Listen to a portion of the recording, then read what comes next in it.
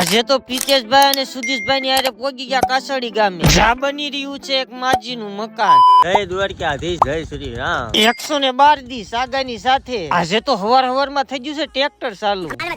એ સીતારામ રૂકો જરા. કેમ પણ અમાર ચિંતનભાઈ ની એવી મસ્તી ચાલુ જ હોય. હવે મસ્તીમાં ગેરેજ ખુલી રહ્યું કઈ ખબર ન પડી અને ફટાકડા નું સ્ટોલ નું કામ બાકા જીકી બોલાવે ને એમ થાય છે. અને હવાર માં આવી જાય નિશાળિયા આપડા ફોલોવર.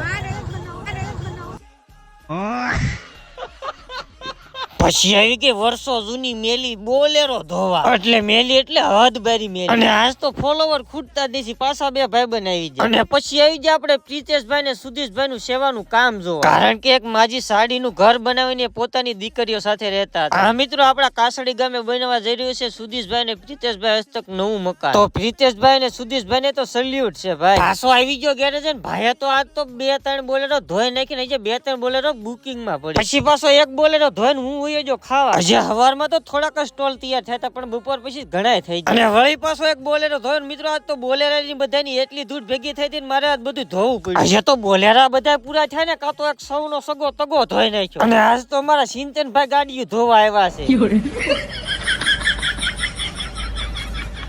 અને વળી પછી એક મેક્સિમો ધોવા. રાતના 8:30 આવી જો બોલેરો ધોવા. અને આ ખાધા સિવાય બોલેરો ધોવાય એમ નથી. એમ ખાધા પછી તો જો મસ્ત મજાનો ધોવાઈ ગયો. પછી તો હું મિત્રો ગાડી કાઢીને થઈ જા વાડી સાઈડ ઓન ધ વે. અને આ મિત્રો આપણે ગેરેજે થોડુંક હમણાં ગાડીનો ટ્રાફિક છે એટલે વિડીયોમાં કઈ મિસ્ટેક થાય તો માફ કરી દેજો. બાકી તો હું તમને હસાવતો જઈશ ને તમે મને ફોલો કરતા જજો. એ તે હાલો મળવીશું નેક્સ્ટ પાર્ટમાં. જય માતાજી. Thank you so much.